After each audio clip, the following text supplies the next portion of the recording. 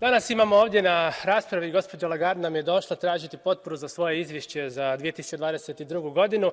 Više puta je danas ovdje citiran Thomas Jefferson kako je budnost cijena slobode i tako dalje. Ima jedna druga Jeffersonova koju bi se htio pozvati, mislim da više vrijedi za zapad. Dakle, da ako se dozvoli privatnim bankama da kontroliraju emisiju novca, da će se na koncu ljudi koji su izgradili kontinent pojaviti na njemu kao beskućnici.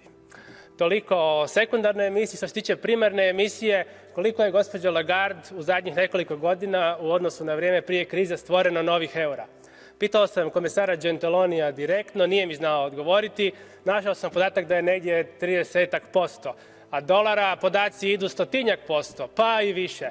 Više se štampa nego što se uopće uspiju izvješća objaviti. U isto vrijeme imamo BRICS koji planira napraviti novu rezervnu valutu. Pitam vas, koja je onda budućnost eura i dolara kroz nekakvih 10 godina? Drugo, spominjali ste ulazak Hrvatske u eurozonu.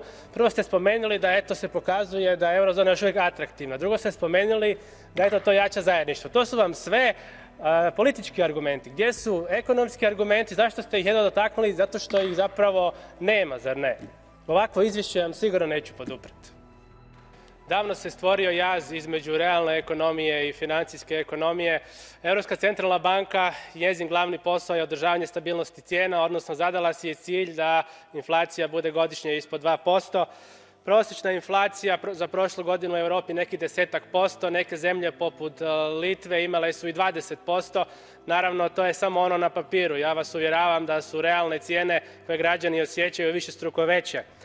Zbog silne inflacije građani trpe i sve teže žive, ugrožen je standard, propadaju štednje koje imaju u bankama, rastu cijene nekretnina, rastu cijene najamnina, jako je naći mjesto gdje se može stanovati.